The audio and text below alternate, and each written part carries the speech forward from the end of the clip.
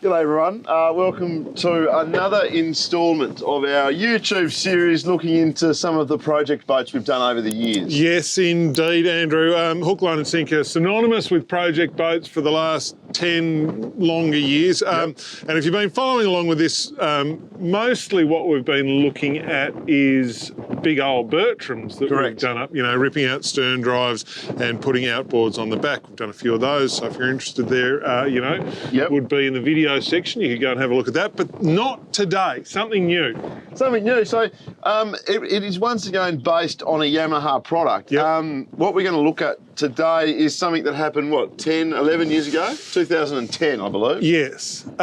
If you are into this, you will remember when Yamaha released its 60 horsepower four-stroke. Was like a real game changer of an engine. You know, that was probably 20 years ago, I guess. You know, it was maybe the first time in that mid-range that they were small enough and light enough and powerful enough and you know, kind of to compete with a two-stroke of a similar size. Then 10 years after that, the 70 came out, which was lighter again. Lighter than the 60, wasn't it? And a really good performer. And so it came out, we got invited to go by Yamaha to the launch day, which was at Yamaha headquarters in Brisbane. And we got to sort of play around with a few 70s on a few different boats. And then we had to come up with an idea of what we were going to do. Yeah, you know, it's a big segment, obviously, 70 horsepower. A lot of people have that. It's right sort of in the sweet zone. So, absolutely. Where does this begin, Drew? This begins with us in Brisbane eating a free morning tea, cakes and whatever else, and, you know, rubbing shoulders with Australia's boating media. I've got a Lamington there. Could you pass it to me? Yes. Love a free morning tea. So the question now is, what can we possibly do, Nick, in 2010 to top the beast? Look, the only criticism people had of the beast, they said that you blokes have got your head in the clouds. Not everybody wants a 350 horsepower motor. No. What do they want? Well, potentially they want something that is a little more subtle.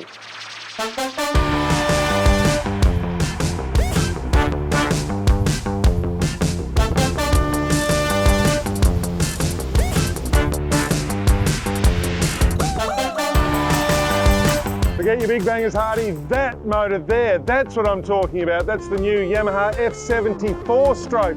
We will be living in the 70s.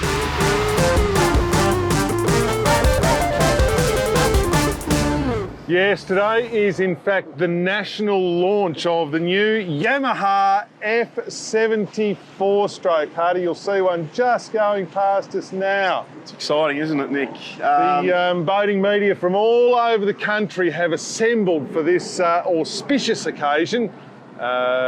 We've come too. I'm excited because I'm not allowed to have a big motor. No. I have to have a 70. It forces you to do something you've never done before, and that's to think about how you are going to apply this lovely new four-stroke 70 to your fishing applications. Well, it's a challenge, just let me say that. It's a challenge.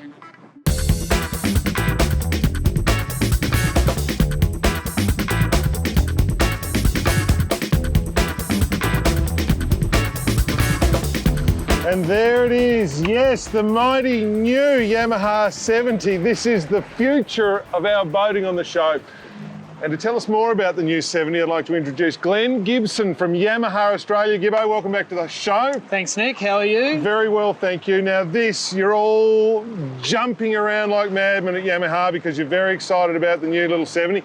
Tell us why this motor represents a big step forward. Well, we are excited, Nick, because we haven't had a 74-stroke before. This is new to us. We've had a 60, we've had an 80, we had a big hole. But the Japanese engineers, they started from the ground up and they said, rightio, we're going to create something that's the lightest. It's going to be lighter than direct injection two-stroke, and we're going to have a four-cylinder 70 horsepower that's going to set the market on fire.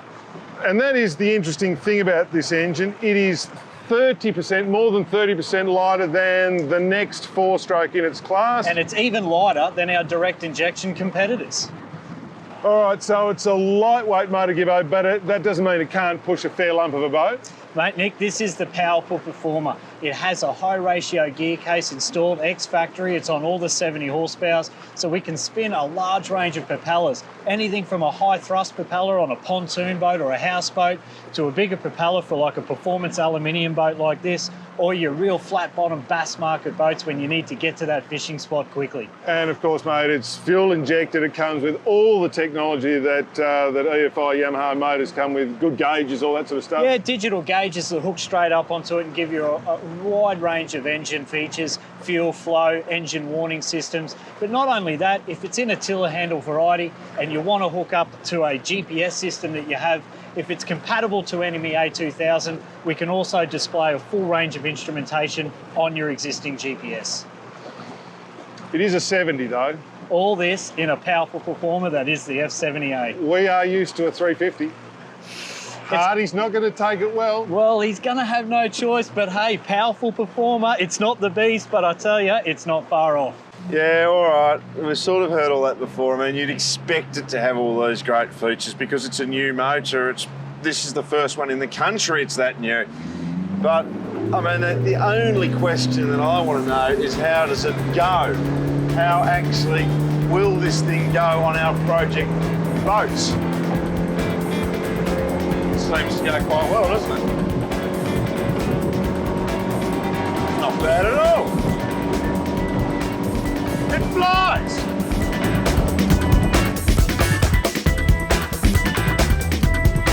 All right, Hardy, so there you go, the 70. It's brand new, it's awesome, it's us. It's our affordable boating phase of our lives. All right, well, if it has to be, it does seem to go. It's a little pocket rocket, but what it does is pose more questions and answers for me. If we're going to do a project boat, what's it going to be? Well, I'm thinking something pretty big with about 6 of them lined up across the back. Yes, that's not a bad way to go, but perhaps in affordable boating, not really an option. What are you thinking? Well, I'm thinking embrace the 70. Yes. If the 70 is what we've got to work with, we'll embrace it. We'll make a fishing boat, a custom-built fishing all-rounder, Nick, that you can use in flat water, that you can use in light offshore work, something you can do a bit of everything in. It's a lot of fishing, isn't it? Yes, it's a fishing all-rounder boat. I like to do some other things. What about cruising and picnicking and with the kids, that sort of stuff? Well, you can't do that in my boat. No, we might have to have a discussion. So we went home, you know, knowing all the techs and specs about the new lightweight 70, and it's fair to say we were quite excited. Well, everyone was very excited about the new lightweight 70. It was a, you know, it looked like quite a, you know, a generational shift in your 4-stroke outboard. It was. In that sort of Yamaha range. don't put out a new product all that often. No. No. And when they do, Yep. it's usually very, very groundbreaking. Yes, a genuinely new from the bottom to the top Correct. engine. Oh, fish on, I've got a fish on, just excuse me, momentarily. Yeah, so then it came, you know, to begin the conversation about what would be an appropriate boat. Correct. And we both had our ideas, didn't we?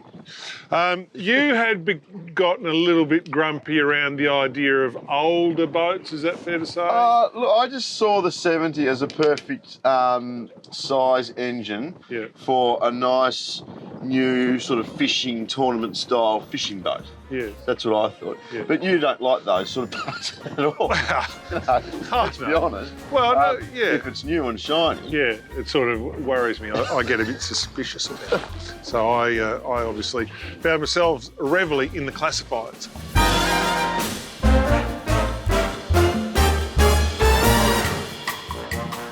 Just looking through boating books in the office, Nick, and I've decided the perfect boat for the F70 is sort of a hybrid bass boat, I guess, something that you can go to all areas and do all sorts of fishing in. A bass boat.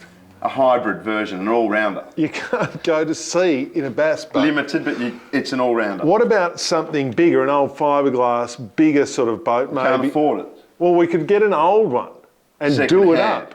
You've seen how You've got to stop it with your second-hand boats. You buy junk. I can't have a bass boat. I'm having a bass boat. I can't have anything to do with a bass boat. Okay, we will split up and go our separate ways. I need the classifieds. You are a joke. All right, so having agreed to disagree that we can't agree on what sort of boat we need in this project boat, I've decided to have one built, a customised fishing all-rounder. What you'll need for that is a boat builder, and that's what brings us here to Lincraft Boats. Been in a couple of Lincraft boats in the past, been quite impressed. So we're here, we'll go and have a chat and see if these boys can build me my dream fishing all-rounder to take the Yamaha F70. So the man behind Lincraft Boats is this man, Greg Lind, mate. Welcome to Living in the 70s, our project boat segment this year. Thank you very much. Mate, I have a long list of what I want in my dream sort of fishing all-rounder. I want it to be based, I guess, on a bass/brim boat, but I want it to be good for pretty much everything. Can you help me?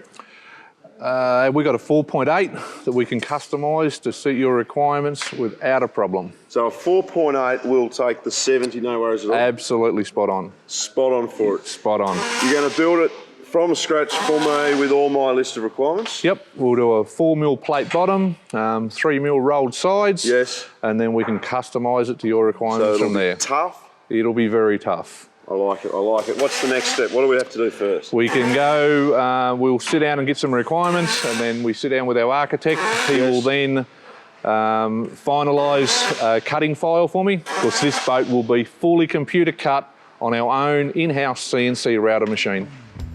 I don't know what that means, but let's go and sit down. Not a problem.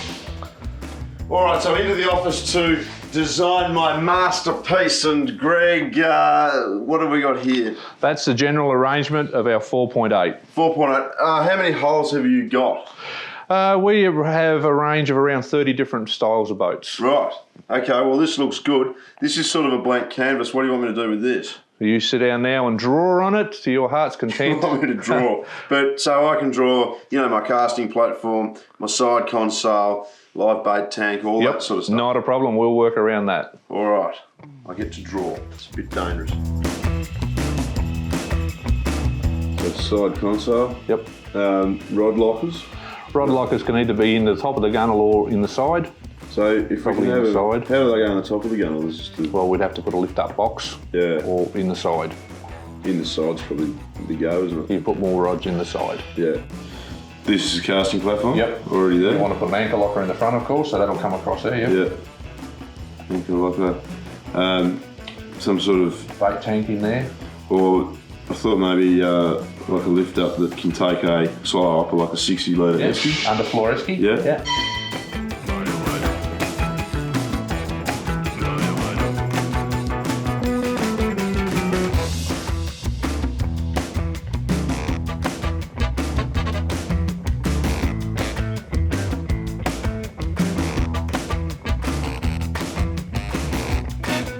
Right, so I'm not an artist, but look, I think this will be a good starting point anyway. Side console, underfloor esky, storage, electric motor mount, removable bait board, rod lockers capable of taking my fly rods. That is not a bad start on my blank canvas to create my ultimate fishing boat. I'd like to see what Nick's coming up with.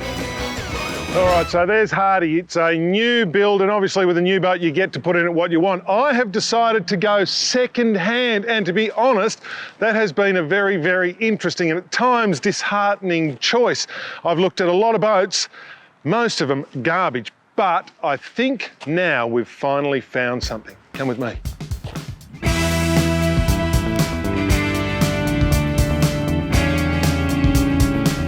And here it is, proof positive that if you search long enough, you will find a jewel. A Dominator 5-metre cat in what can only be described as new condition.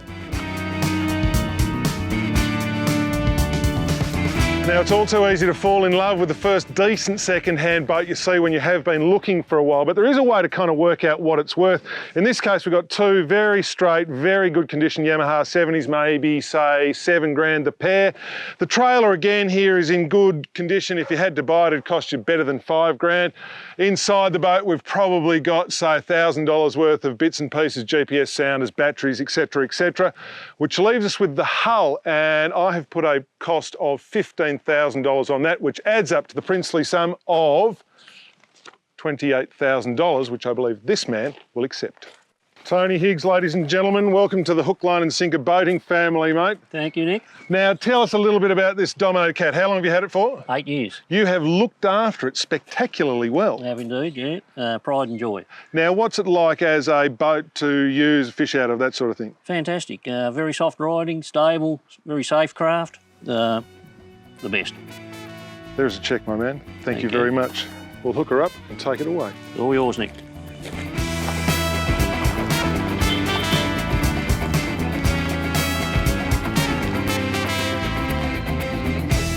So it's fair to say we dropped a bit of cash on project. I was 70's. excited though. My cat, I mean, honestly, it was... I like the colour. Yeah, and the graphics. But you know, of a time, 1994, and Ken Doan, and you know, people were wearing the big jumpers and the fluoros and things, and it was just it was a time capsule, but beautifully sort of maintained and kept. Funny and boat. It's not a funny mark boat. on it.